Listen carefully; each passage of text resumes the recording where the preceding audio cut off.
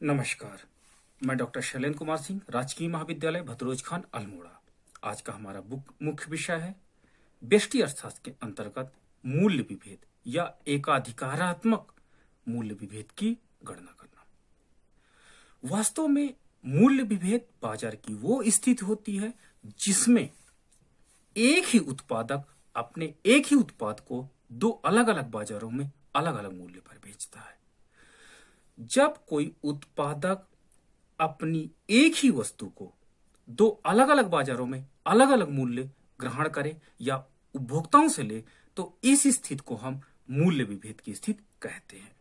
क्योंकि उत्पादक एक है, अर्थात उत्पादित वस्तु की लागत एक होगी, लेकिन दो अलग अलग बाजारों पे अलग अलग मूल्य पर बेचना, ये वास्तव में एक अधिकारात्मक मूल्य विभेद की स्थिति को दर्शाता है। इसकी कई स्थितियां होती हैं, इन पर हम विशेष चर्चा करेंगे, लेकिन सबसे पहले हम देखेंगे कि मूल्य विभेद कितने प्रकार का होता है। अब हम मूल्य विभेद के प्रकार की चर्चा करेंगे। मूल्य विभेद वास्तव में कई प्रकार का होता है, लेकिन इसके मुख्य भी जो विभेद है हम उनके प्रकारों की चर्चा करेंगे। पहला है हमारा पर्सनल मूल्य विभेद।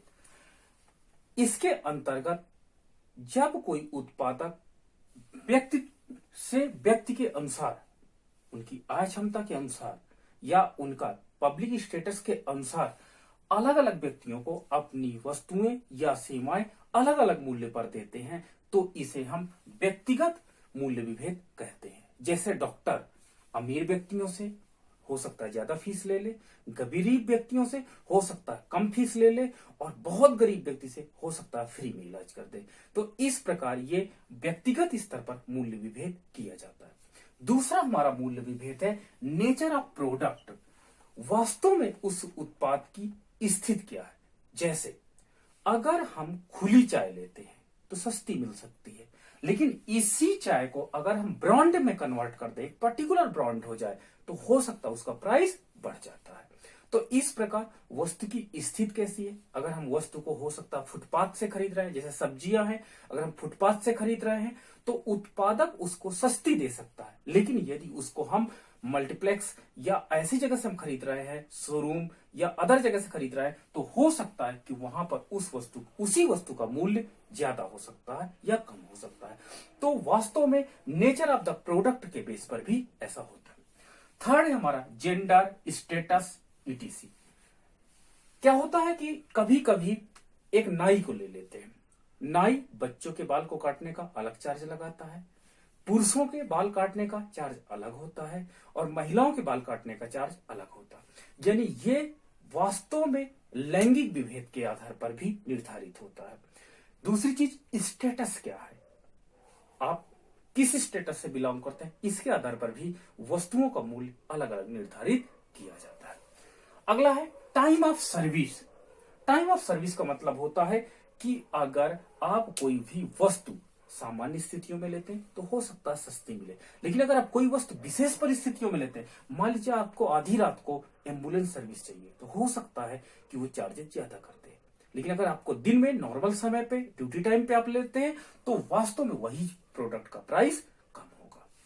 अगला location of discrimination. Location discrimination का तात्पर्य होता है कि कुछ वस्तुएं पर्टिकुलर लोकेशन में बहुत अधिक पॉपुलर होती हैं और उसे बड़ा बाजार होता है, तो वो वस्तु कभी कभी सस्ती हमें प्राप्त हो जाती है, लेकिन कभी कभी वो वस्तु अपने बाजार से बहुत दूर हो जाती है या आउट ऑफ फैशन भी हो सकती है, तो उस वस्तु का मूल्य पहले से कम हो जाएगा। अगला है हमारा यूज डिस्क्रिमिनेशन। उसका प्रयोग कहां पे किया जा रहा है और किस प्रकार किया जा रहा है।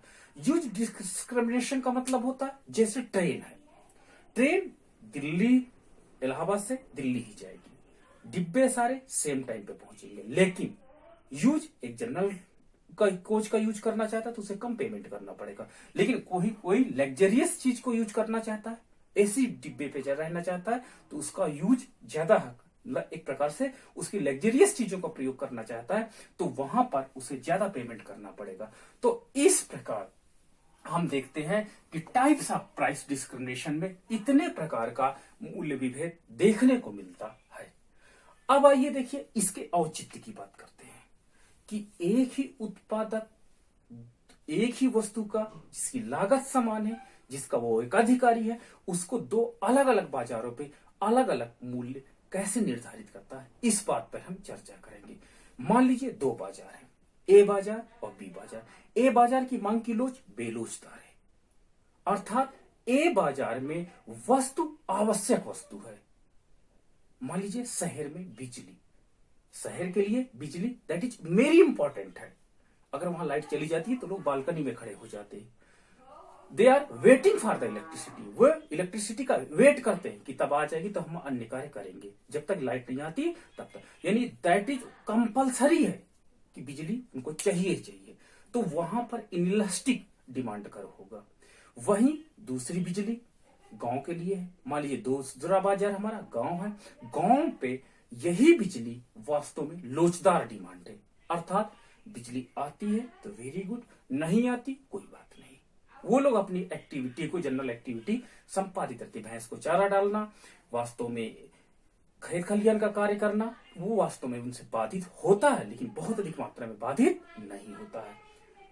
तो इस प्रकार दो अलग अलग बाजार हैं, दोनों की मांग रेखा अलग अलग है।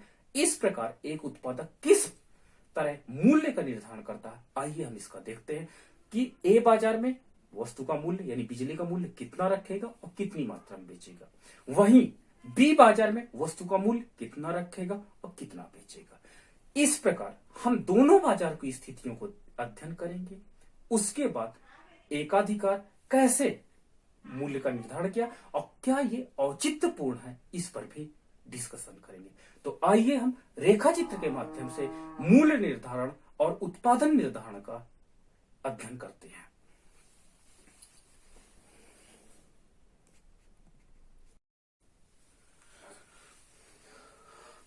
हम मूल्य विभेद के अंतर्गत दो बाजारों का अध्ययन करते हैं। मान लीजिए अभी हमने जैसे उदाहरण माना, ए हमारा सिटी है, मार्केट ए सिटी है, शहर है।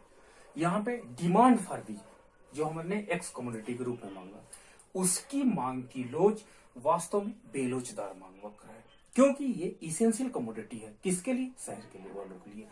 इसलिए ए बाजार में मांग वक्र AR1 है, उसके आधार पर हमने MR1 ड्रा किया है।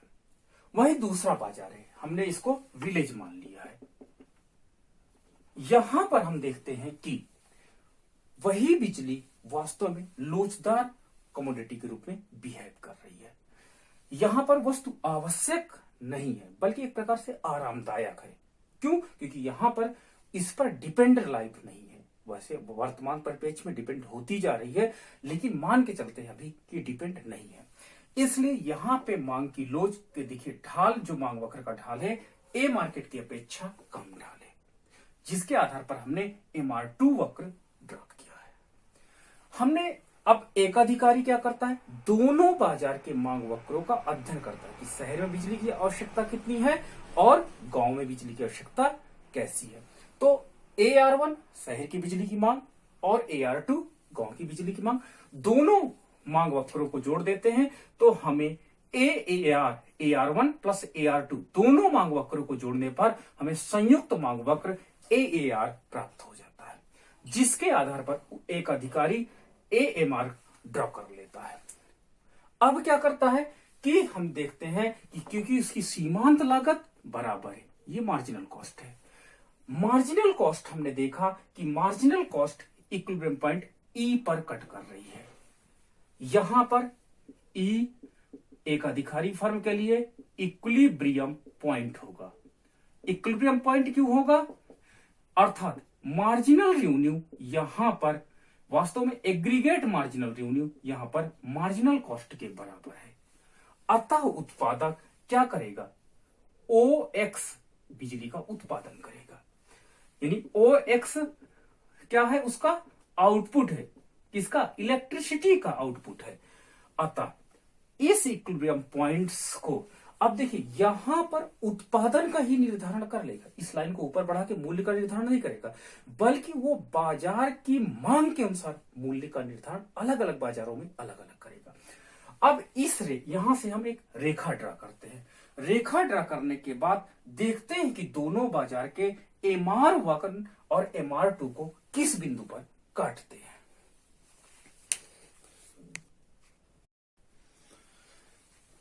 जब हमने E से आधारज के समानांतर एक रेखा खींच लेते हैं, देखते हैं कि A बाजार में MR वक्र को E1 बिंदु पर काटता है, E1 बिंदु पर। अतः E1 इक्विलिब्रियम पॉइंट होगा A बाजार का, इक्विलिब्रियम पॉइंट है, इक्विलिब्रियम पॉइंट है जहां पर MR1 इक्वल हो जाता है MC के, मार्जिनल कॉस्ट के। अतः A बाजार में संतुलित उत्पादन OX1 होगा, अतः एकाधिकारी फर्म OX1 मात्रा A बाजार में बेचेगी। ये आपका आउटपुट होगा, यानी इलेक्ट्रिसिटी। इस लाइन को हम ऊपर मिला देते हैं और मिलाने के बाद हम देखते हैं कि OP1 विल बी प्राइस होगा, यानी इलेक्ट्रिसिटी का प्राइस एकाधिकारी फर्म OP1 रखेगा और बेचेगा कितना, OX1 मात्रा वस्तु की बेचेगा। वही हम बी बाजार का अध्ययन करते हैं, यानी गांव का मार्केट का अध्ययन करते हैं, तो यहां पर देखते हैं कि संतुलन बिंदु हमें E2 प्राप्त हो जाता है। तो हमारे पास E2 इक्विलिब्रियम पॉइंट है, इक्विलिब्रियम पॉइंट है, यहां पर marginal revenue to marginal cost के बराबर है, इसलिए संतुलन ये है। अब हम इसको एक लंब डालते हैं, ये OX2, OX2 क्या होगा, इक्विलिब्रियम आउटपुट है, यानी उत्पादक OX2 मात्रा बी बाजार यानी गांव में बेचेगा।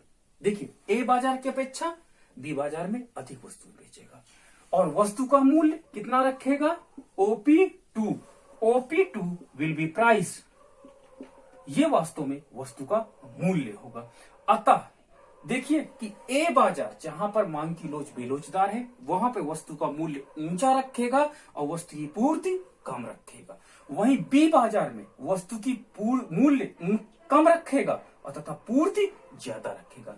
इस प्रकार एकाधिकारी फर्म ने अपनी बिजली का मूल्य दो अलग अलग जगह पर दो अलग अलग उत्पाद उपभोक्ताओं से अलग अलग लेता है और पूर्ति भी अलग रहती है।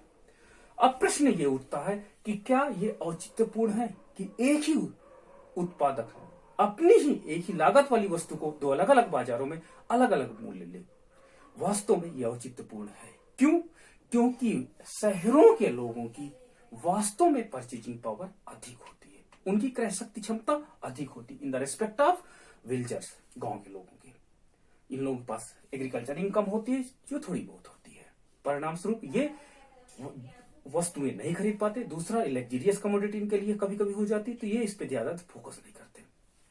इसलिए सरकार क्या करती है, क्योंकि बिजली का अनुप्रयोग दोनों समाज के दोनों वर्गों के लिए आवश्यक है, क्योंकि इससे लाइफ क्वालिटी इंप्रूव होती है।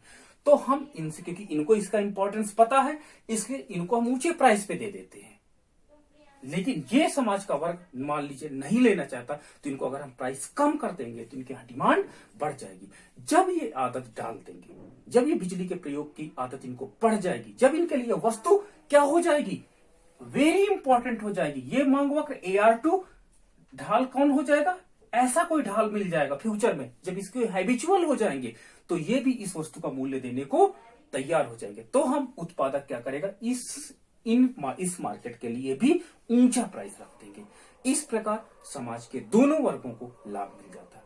दूसरी चीज, हो सकता है कि OP2 प्राइस कॉस्ट को कवर ना कर पा रहा हो, इसलिए A मार्केट से वो अतिरिक्त बेनिफिट लेकर के उस अतिरिक्त बेनिफिट से बी मार्केट में हुए लॉस को कंपनसेट कर देता है एक अधिकारी। अतः वो क्या करता है कि दोनों मार्केट में अपनी सप्लाई को बनाए रखता है। इसलिए वास्तव में विभेदात्मक एक अधिकार आवश्यक भी है। इससे समाज के सभी वर्गों को लाभ प्राप्त होता है, जिसकी परचेजिंग पावर है या परचेजिंग पावर नहीं है। इस प्रकार मूल्य विभेद होना अनिवार्य है। जैसे ट्रेन में वास्तव में इलाहाबाद से दिल्ली जाने की लागत लगभग मान लीजिए 300 है, लेकिन समाज के सभी वर्ग नहीं दे सकते हैं, लेकिन दिल्ली जाना अनिवार्य है। मान लीजिए मेडिकल इमरजेंसी है, तो जो एसी से हमने मान लीजिए 3000 रुपीज लिया, तो उससे हमने रेल की लागत निकाल ली और हमने जनरल बोगी के माध्यम से यानी कम टिकट में कम दाम पर जो टिकट हमने अवेलेबल कराया उसको हमने क्षतिपूर्ति कर दिया। इससे समाज के गरीब वर्ग और समाज के अमीर वर्ग दोनों वर्गों को फायदा हो जाता। इसलिए मूल्य विभेद एक प्रकार से औचित्यपूर्ण भी है। धन्यवाद।